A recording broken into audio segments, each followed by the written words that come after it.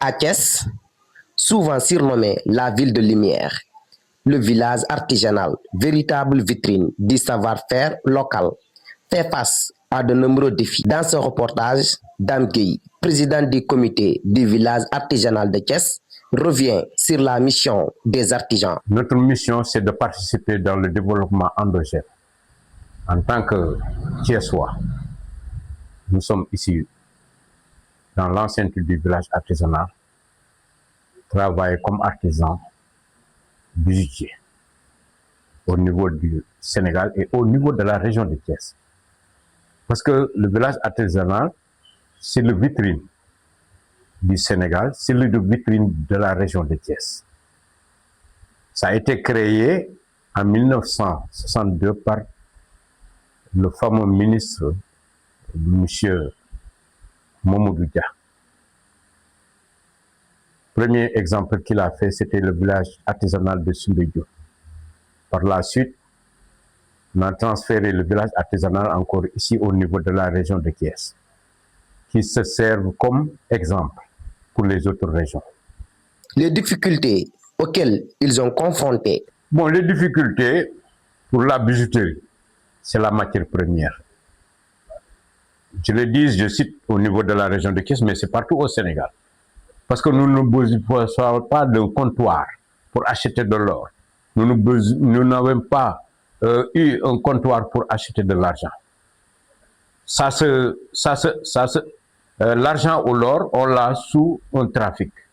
C'est des trafics qu'on fait pour avoir de l'or ou bien pour avoir de l'argent. Ça ne fait pas affaire avec notre métier. Nous voulons que si quelqu'un vient nous appuyer, il essaye de nous faire créer un comptoir d'achat en or, en argent. Les difficultés encore, à part la matière première, il y a le problème de matériaux. Parce que nous ne sommes pas au même niveau par rapport, parce que nous travaillons toujours, depuis 1960, ce que nous travaillons, c'est toujours ce qui se trouve ici au niveau des villages artisanaux. Je pense qu'il y a une révolution, il y a une évolution en matière de travail. Parce qu'il y a tout un matériel qu'on peut les disposer pour travailler mieux que ce que nous faisons avec la main. Nous sommes Sénégalais et nous aimons notre pays, mais le développement ne passe pas uniquement par l'école. C'est le Sénégal qui nous plaît, c'est parce qu'on est né ici, grandi ici et on a fait des études. L'État fait des choses pour nous, mais ça reste. Ça reste, surtout pour le secteur de l'artisanat, surtout pour les hommes de métier. Ça reste. Ça reste. Ce n'est pas l'école seulement qui peut développer le Sénégal. Ce que je viens de vous dire. Ça fait pour l'artisanat, c'est un levier de développement endogène dans un pays. Il n'y a pas un pays où on ne respecte pas l'artisanat. Tu peux partir au Burkina Faso, tu vas voir. Les gens respectent tellement l'artisanat. Et il y a tu pars en Côte d'Ivoire, c'est la même chose. Même dans les pays européens, c'est l'artisanat.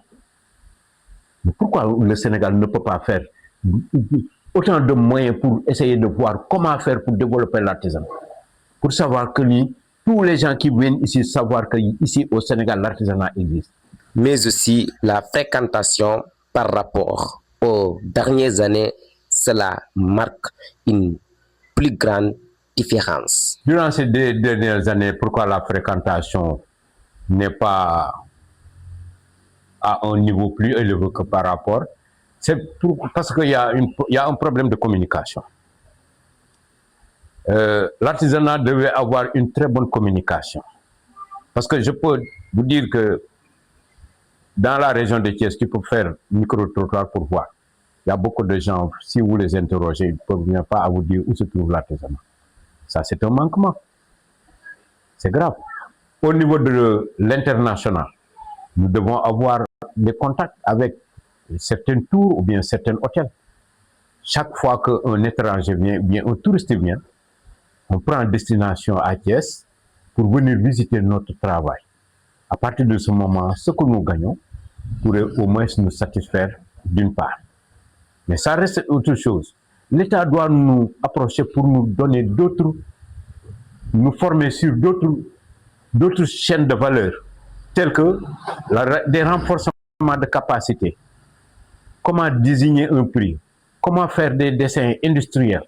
Tout ça, c'est des choses que l'État devait nous approcher pour nous faire savoir ça, à partir de certains spécialistes, quoi, sur certains domaines. Donc, il faut qu'on sache qu'il y a une très grande évolution au niveau international, de sorte qu'il ne faut pas que toujours l'artisanat reste en rade. L'artisanat ne doit pas laisser être en arrière. On doit au moins nous côtoyer, venir voir les acteurs, leur poser certaines questions, voir qu'est-ce qu'on peut améliorer sur certaines conditions. À partir de ce moment, c'est voir comment faire des financements, voir comment leur ouvrir des portes pour fréquenter certaines foires, même organiser des foires dans des régions, des foires qui permettent aux artisans de faire sortir leurs produits. Et à partir de ce moment, tout ça, c'est des publicités que l'on doit faire. C'est le marketing. Ça, c'est du grand marketing. Mais pour faire une foire au niveau des régions, pour dire que ça, c'est des foires artisanales, ça, c'est un problème. Ça, c'est un problème. Nous ne sommes pas bien encadrés. Nous ne sommes pas bien encadrés. Raison pour laquelle il y a une souffrance. Il y a une très grande souffrance. Si tu viens, tu nous regardes en train de se rentrer, sortir, il y a quelque chose, mais il y a une très grande souffrance. Raison pour laquelle, pour trouver même des apprentis qui viennent pour dire que je voudrais apprendre l'artisanat, ça c'est un problème. Économiquement, c'est un problème. Bon, sur le plan du savoir-faire, c'est un problème. Parce que nous devons être bien gérés. Ce que nous faisons pour les enseignements professionnels, mais on peut le faire pour l'artisanat. Mais pourquoi on a un ministre et on ne peut pas avoir un approchement au niveau de notre ministre pour dire notre besoin et pour voir comment faire pour améliorer l'artisanat, comment faire pour au moins amener des touristes qui vont fréquenter les artisanaux, qui nous permet au moins de peut-être régler notre besoin. Ça, c'est des problèmes. C'est pourquoi on fait des appels. À chaque fois qu'on a un média comme vous, on fait un appel pour dire aux ministres d'envoyer leur agent technique de venir nous approcher. Mais ne pas partir voir les chambres de métier pour leur dire que j'ai été chez la chambre de métier, pour dire que j'ai été chez l'interlocuteur de l'artisanat. Nous sommes des entrepreneurs. Nous sommes intelligents. Nous savons ce que nous voulons pour nous et ce que nous voulons pour le pays. Mais il nous faut l'appui de l'État. Il faut un très grand appui pour l'État. Et l'État a des agents, et à partir de ces agents, ils n'ont qu'à venir nous approcher pour savoir la vérité. Qu'est-ce qui ne va pas? Qu'est-ce qu'ils peuvent faire pour l'artisanat? Mais aussi l'importance pour chaque citoyen d'apprendre au métier au-delà de l'obtention de diplôme. Bon, ce que je vous dis, c'est que un homme doit avoir un métier. Très important. Il ne s'agit pas de partir à l'école, dire que moi j'ai un brevet ou bien j'ai un bac, j'ai plus 4, j'ai plus 100 professions. Ça, c'est que des écritures seulement ou bien de l'oracle.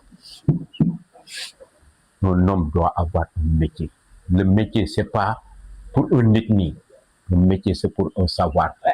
C'est de l'intelligence. Ainsi, ce qu'il considère comme un manque d'accompagnement de la part des ministères chargés de l'artisan. Il y a la négligence du ministère. C'est comme ce que je viens de vous dire.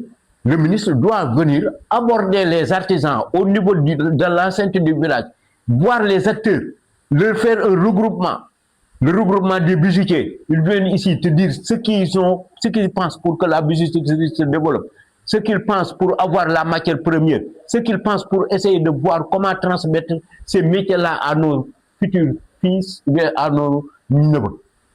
C'est comme la maroquinerie. Il y a un groupe de maroquinerie, tu les convoques, ils viennent. Ils vont te dire qu'est-ce qu'on va faire pour que la maroquinerie ait un pas d'avancement. Mais c'est comme ça qu'on travaille. Oui, parce que si tu pars dans les pays européens tels qu'en Allemagne, ils ont tellement le respect sur l'artisanat. Préserver le village artisanal de Thiès, c'est préserver un héritage, des emplois et un savoir-faire transmis de génération en génération.